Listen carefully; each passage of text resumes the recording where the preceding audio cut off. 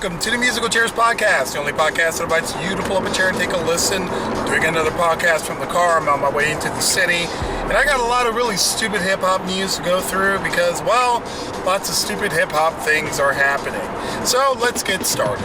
My man DMX. Where my dogs at? DMX. Where my dogs at, man? DMX. Get locked up for 6 months. Why? Because he had a ton of warrants out against him. DMX just got out. He got out like yesterday, and now he's already going back to jail. But the biggest warrant that he has is that basically he has not paid child support, and his baby mama has decided to get the man involved and put the man back in jail. Now, the guy got arrested while attempting to go and perform a show. So I've got a question for the baby mama. So he owes money for back child support, so you're gonna put him in jail. That way he can't work and he can't get paid.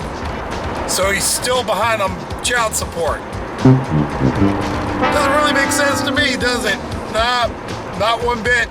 So DMX is in jail for the next 6 months. Hopefully he will bide his time and do something constructive while he's out there. D, you gotta stop having kids, okay? No more kids, man. They just get you locked up. That's all that happens, man. You've got enough crazy shit going on right now that you don't really need any more kids. Alright? In other stupid hip-hop news, Kid Rock. Yeah, remember him? My name is Kid! Yeah, you remember him, Kid Rock. Well, Kid Rock, for the last few records, has not really been hip-hop, I know. He's been doing more of that country thing lately. But in true hip-hop fashion, he is rebelling against establishment by telling everyone who thinks that him performing with a Confederate flag in his backdrop can kiss his ass. That's right, he said it. He said it. And I want to give some thoughts on this one.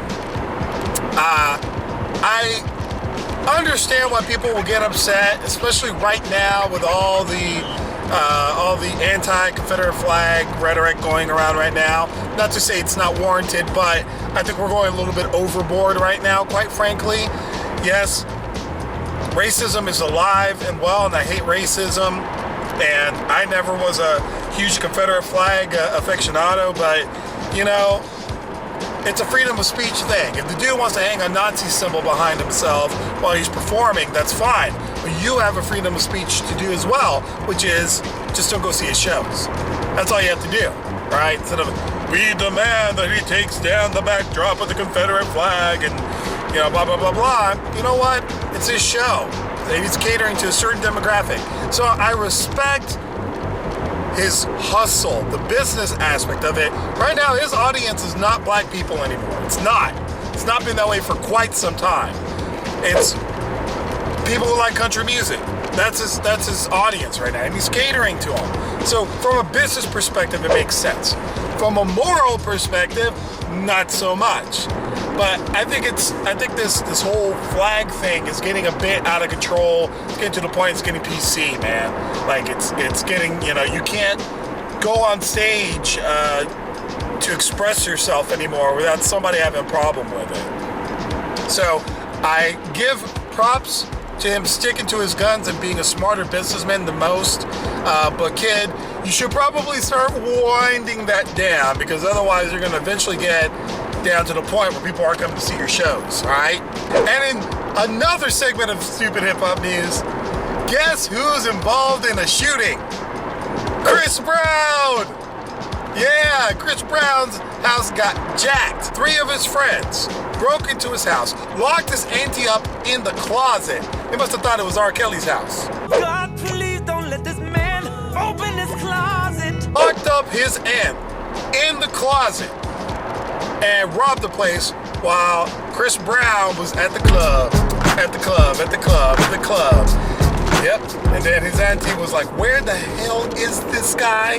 Now, I'm going to say it again. I've been saying this for a bunch of podcasts. People weren't listening to me. That's fine. Don't listen to me. All right? But I'm making sense here. If you are part of Chris Brown's entourage, you know, you're his friend, you're his consigliere.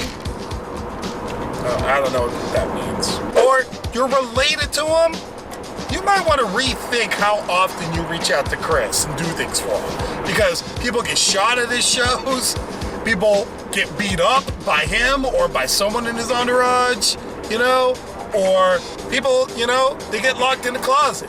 God, please don't let this man open his closet. So if you don't want to get locked up in a closet or in a casket, don't hang out with Chris Brown. That is my advice to you. So tell me, what do you think about all these situations, huh? Let me know in the comments below. Subscribe to the podcast. Hit the like button. I'm your host, Nelson Velasquez, and thank you for watching.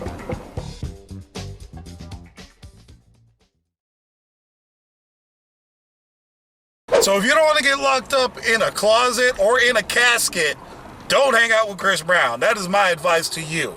I'm sorry, Chris, till you clean up that whole, you know, thing you have going on. I don't know. Shit.